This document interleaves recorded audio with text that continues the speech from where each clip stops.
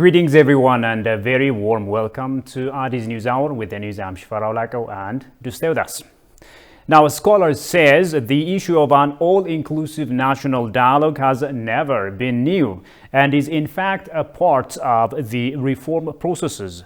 Talking to ETV English here yesterday, senior researcher of international relations and diplomacy at the Institute of Strategic Studies, Worku Yakob, pointed out that the national dialogue has nothing to do with the war, which is now in its 13th month.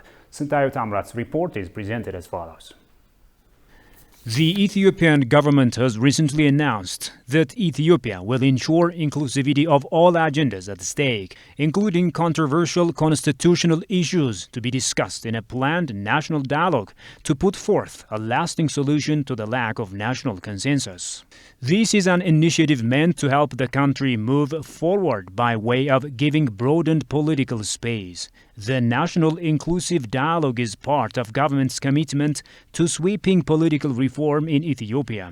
I think it was before 1 year the government highlighted the fact that inclusive national dialogue is very important to solve inherent problems of the country.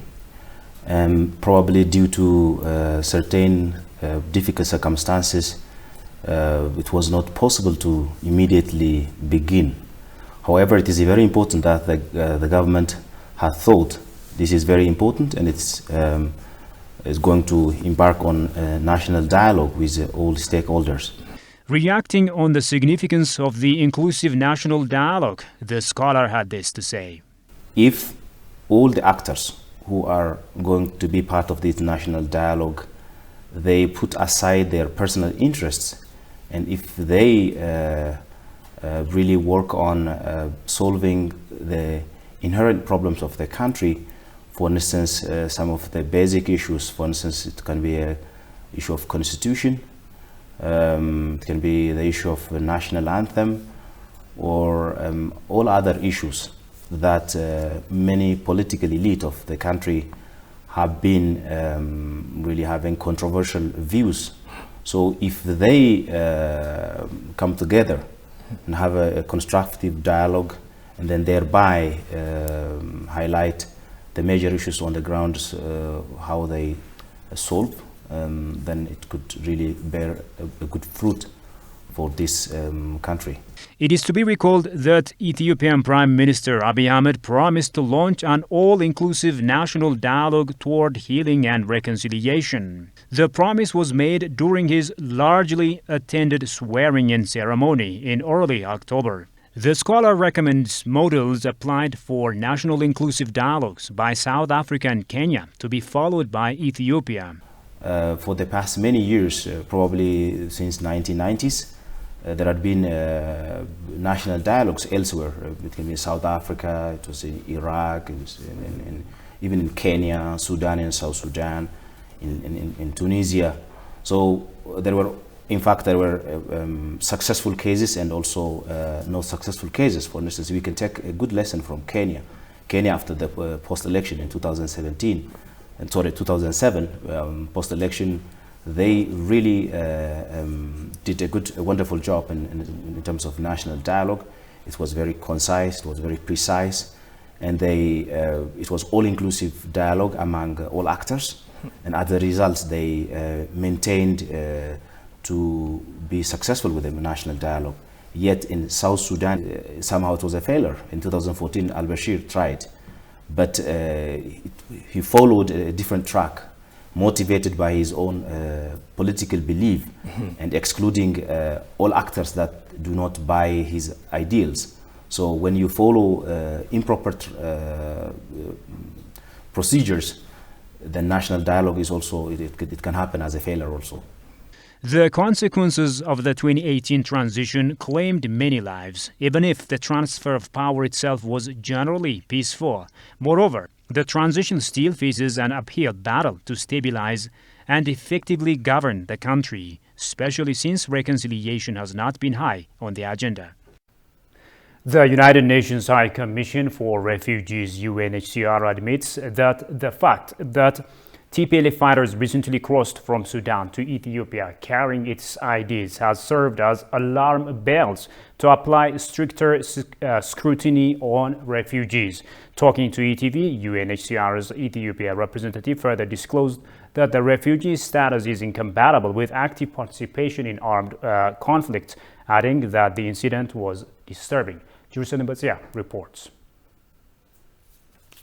Ethiopia is home to more than 800,000 refugees, mainly from neighboring South Sudan, Somalia, Eritrea and Sudan. Thousands of Eritrean refugees live in camps and outside of camps in Tigray state, but currently the refugee camps are reportedly being attacked by the terrorist TPLF. Defying international immigration law, the terrorist group has been killing, robbing, raping and abducting the refugees sheltered in various parts of the region. However, the international community, particularly the US and its allies, have opted to remain silent while the rogue group of the TPLF ravaged two regional states after invading them. As one of the UN agencies, the UNHCR's Ethiopia office has to say regarding the gruesome situation. Why you hesitate to condemn these atrocities of TPLF or the TPLF group on media? What I want to say to you is that there have been a lot of violations of right.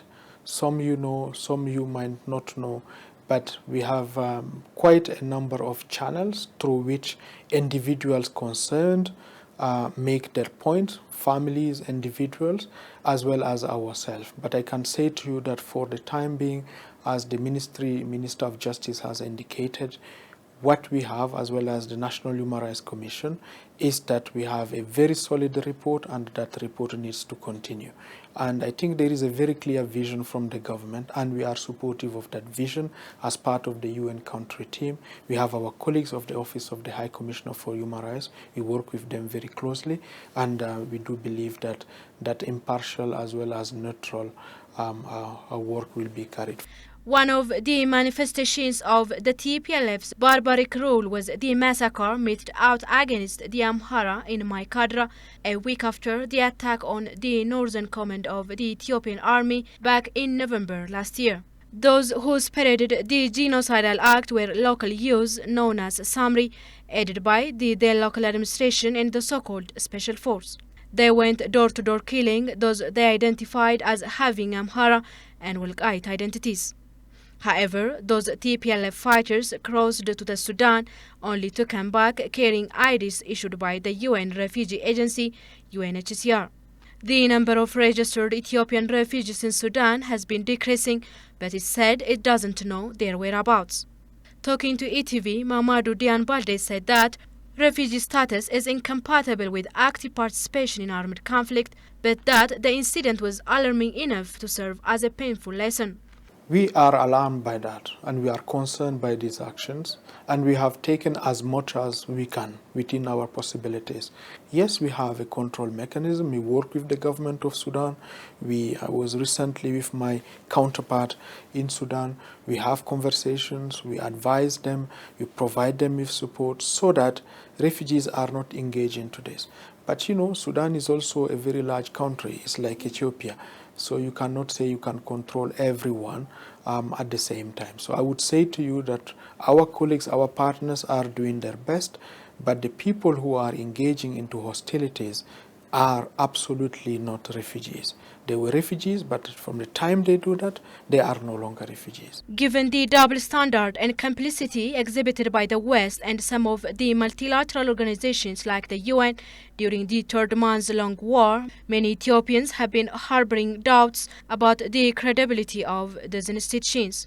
The representative, however, affirmed that UN agencies operate in Ethiopia applying the principle of neutrality, adding that as a founding member of the League of Nations, Ethiopia deserves respect. Now, there are few misunderstandings. One is that is the UN here delivering for the people of Ethiopia? Yes, we are delivering. As we speak, we have over 700 persons who are working here. Is the UN part of the United Nations? Yes, that's also true. There are other member states in the UN system, as is Ethiopia. So that's That's something which is really the member state dimensions of the UN that we cannot control. But as UN civil servant, we are here, we have stayed, we have delivered, and this is not the first time we are doing it. We have been doing that for decades. Ethiopia is a founding member of the United Nations. Ethiopia knows the United Nations perhaps better than any other country or as any other country. The UN has also been under fire for silence following months of looting and massacre in Afar and Amhara by the TPLF. The UNHCR has toured some of the liberated areas in those states and provided service for the displaced, says the representative. I have been here only for 3 months, but I have visited the Afar region where with the resident coordinator, humanitarian coordinator, we provided support. That was just 10 days ago. I have visited 2 months ago the Amhara region through Gondar, through Debark, where we have been providing support to the internally displaced persons, where we are relocating some of the Eritrean refugees. We have been working in the Oromia region. As we speak now, we are supporting returns and as well as reintegration. I would say to you that working for the UN, and Ethiopia is a founding member of the United Nations. Working for the UN for us is a privilege, and working in an impartial way, in a neutral way, making sure that we are really focusing on the people. This is what we do here. Mamadou Deambalde said the UNHCR will press ahead with its support for IDPs and Eritrean refugees located all over the war-hit northern Ethiopia. The Russian ambassador to Ethiopia says any attempt of meddling in the sovereign affairs of either Ethiopia or Russia is not welcome. This came at the Russian Unity Party 20th anniversary celebrated in Addis Ababa in the presence of diplomats and Ethiopian high government officials. Kasaun Chane reports. United Russian Party 20th anniversary was celebrated on the New Year's Eve colorfully at the Russian Science and Culture Center in Addis Ababa in the presence of diplomats and Ethiopian high government officials. During the occasion, United Russian Party says it is working in partnership with the Ethiopian Prosperity Party to bolster the two nations' ties more than ever. As for the bilateral relations of our countries at the present moment, I should say that it is really very good. We're developing our contacts in all directions, in political sphere, on international arena. We are trying to develop economic ties and cooperation. We are taking efforts to revive our humanitarian cooperation, especially in the fields of capacity building and preparation of national specialists for Ethiopia. Also, we have certain ties in the sphere of defense, helping your country to enhance its defense capability. Prosperity Party head Adam Farah, on his part, compliments United Russian Party for its 20th anniversary, emphasizing the tremendous support of the government of Russia to Ethiopia in various ways in critical times. Adam said Ethiopia will work to strengthen the century-old cooperation between our two countries. First of all, on behalf of the leadership and members of the Prosperity Party and myself, I would like to congratulate you for the 20th anniversary of the United Russia Party. I would like to use this opportunity to thank the United Russian Party and Russia's government for their continuous support to Ethiopia and their willingness to further strengthening the relationship between the two countries and the two peoples.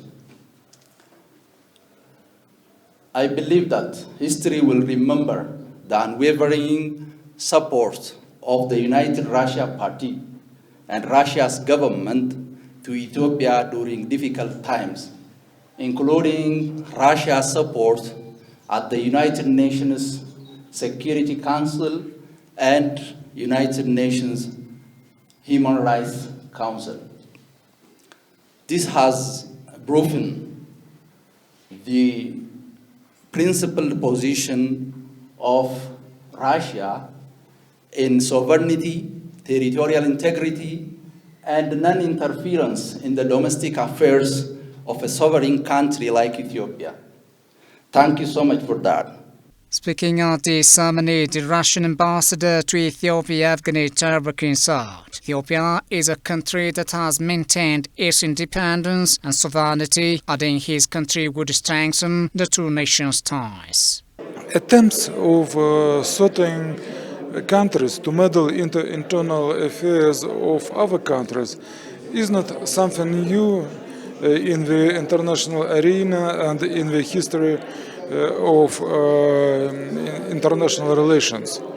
And it is really sorrowful that those countries and forces which are trying to meddle into our country's affairs can't assume fail to assume these history lessons.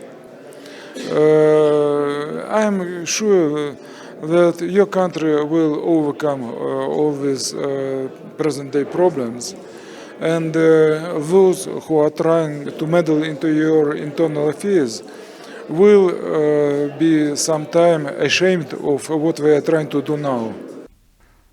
Meanwhile, the Democratic Capacity Building Coordinator in the rank of the Minister at the Office of the Prime Minister, Michaela Horisa, underscored that the Ethiopian Prosperity Party is ready to further cement the age-long partnerships of the two nations. There is a very strong relationship between Prosperity Party and United Russia in terms of strategic cooperation in several ways, and they also reaffirmed that this cooperation and strategic relationship between the governments, the parties and the people will continue in the future.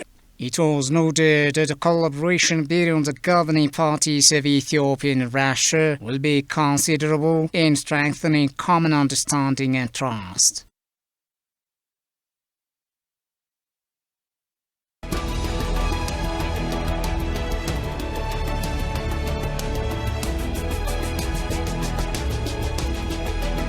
So having the diaspora. Ethiopia has been imaged differently from the reality. Out of U.S. policy change towards... The real reasons they wanted to maintain the blockade is that they wanted to and also some pressure is on the Ethiopian government, and they are just taking the domestic issue to the international arenas like the UN and... What's the picture you have about the Ethiopian diaspora? Nowadays it seems that their beauty is blossoming. The suspension of Ethiopia from AGOA isn't likely to have a serious impact.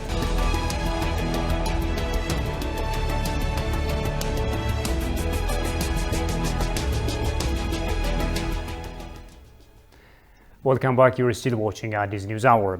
The spokesperson of Foreign Affairs Ministry, Dina Mufti, says the diaspora community is invited to the country with three main objectives. The objectives are to express solidarity with their country or homeland, to undo external pressure, and to help with rehabilitation activities. Johannes Fantan reports.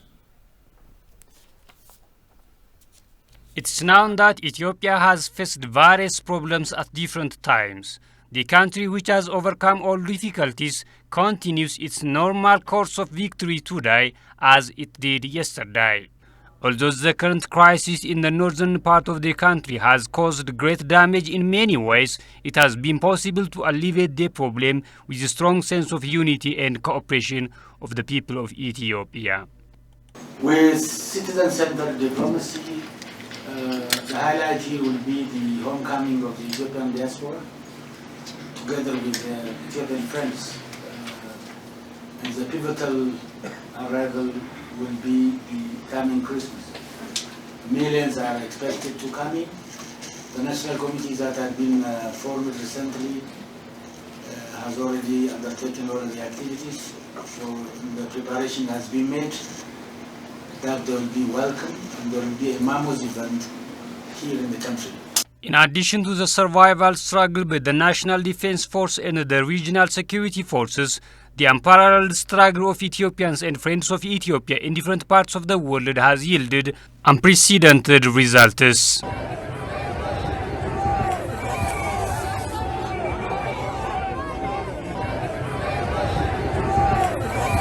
Dina further said in a statement today that the diaspora community is invited to their country with three main objectives.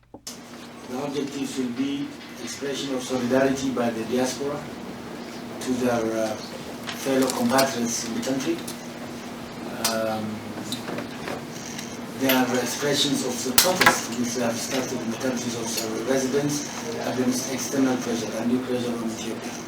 And their involvement and support for the rehabilitation process which will follow.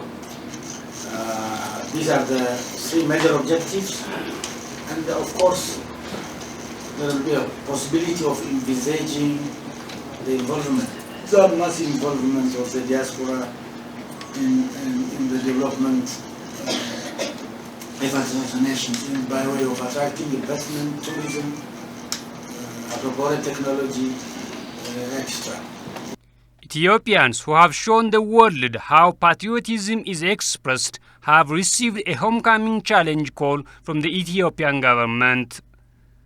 They protested in front of the number of international organizations, palaces, and mass media outlets by speaking the truth about Ethiopia to the world.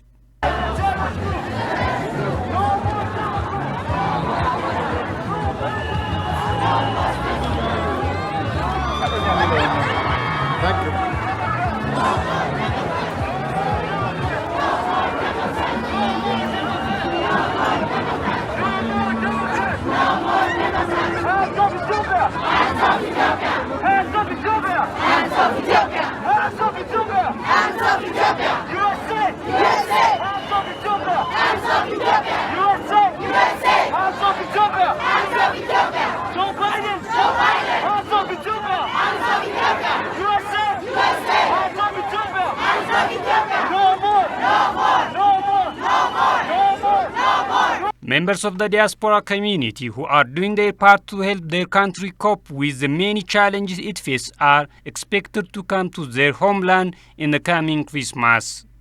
The spokesperson added that different events in Lalibela, Gondar, and other places are organized for the diaspora. Visitations of areas affected by the war are also planned. The Ministry of Tourism discloses that the response from the Ethiopian diaspora for the upcoming Great Diaspora Homecoming Challenge has been positive. Talking to MeTBC shows, the State Minister for Tourism, Seleshi Girma, indicated that the diaspora has so far been promptly booking flights and making reservations for the grand project expected to happen as of this Ethiopian Christmas. The diaspora have already started booking their flight. The Ethiopian Airlines is every day filling its seats and adding up of additional aircrafts. And there are also a team of diaspora who are reserving charter flights. So the response from the diaspora is immense, and I'm very much excited in that. Since the challenge has been put out to all Africans and friends of Ethiopia, the diaspora have been trying to convince at least one non-Ethiopian to come along, he said.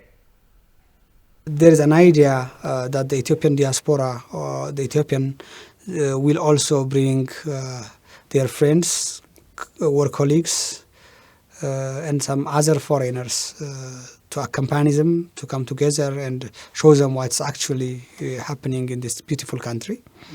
At the same time, they will also bring their families. It's like a national call, whereby we want all Ethiopians to come and see, to support the government, to support their own people. But I'm not sure how many of them are able to convince their friends and bring who are originally from other countries. But I'm sure some of them will achieve it. Despite the ambitious nature of the project in expecting huge number of diaspora to make it back home, the ministry is optimistic that the project will see the light of the day. Take a listen. there are experiences from other countries too in a scenario of this kind, where there is a national call, where your prime minister invites to come home and meet and be with your own people, with your own families, and to support the nation. There is always a strong commitment and desire. So there are experiences of this kind, and I'm also very much convinced in that, looking into the statistics that now the diaspora is booking, and the interest of the diasporas in organizing and mobilizing, globally, to bring them, to schedule their flights to come to Ethiopia. So it's all about commitment. We have more than 1 million diaspora living abroad, I think close to 4 or 5 million probably. So we are asking 20% of the diaspora to come. And it's not only this month, it's open in the coming months too. So I'm sure they will make it. And I'm also inviting them to come again. So Ethiopia is currently under attack, and as an African, when you see a country like Ethiopia under attack, then you should join in to support, because this is history simply repeating itself. What do I mean? Have you ever wondered why most African flags use the red, yellow, and green colors? Well, it was actually the Ethiopian flag that inspired the flags of many African countries like Ghana, Guinea, Cameroon, Mali, Senegal, Togo, Comoros, Burkina Faso, Seychelles, Guinea-Bissau, Sao Tome and Principe, Congo, Mozambique, Zimbabwe, Mauritania, Benin. Personally, as an African history enthusiast, I always refer to Ethiopia as the African whistleblower, because it was Ethiopians defeating Italians that was one of the main triggers of World War II. It was also Ethiopia's resistance against foreign occupation that inspired a lot of African countries to fight for their own independence. Even the Pan-African color scheme developed by Marcus Garvey was inspired by the Ethiopian zeal. Ethiopia is really standing on its own in terms of progress. They attack Ethiopia because they want to attack the Belt and Road Initiative. They don't want the Belt and Road Initiative to flourish, because if it does, it means Africa will change. It will change into a completely new paradigm. A lot of African countries still draw strength, and have always drawn strength from Ethiopia. And so when you see Ethiopia under attack, then know that the entire African continent. And now finally, external relations are said to be the reflection of inner strength, so that it is imperative for Ethiopians to focus on the issue. This came at a panel discussion of Addis Work platform that was organized by the Office of the Prime Minister. State Minister of Foreign Affairs, Ambassador Redwan Hussein, has noted that diplomacy is being undertaken in a very deep state due to the war that the terrorist TPLF has waged on Ethiopia. Some international media have mentioned that they are spreading false reports on Ethiopia by holding a hidden agenda. And at this time, Ethiopians have said that they can withstand the pressure from outside and inside because they are united. Therefore, he said that external relations are a reflection of internal strength. So there is a strong diplomacy in maintaining internal peace.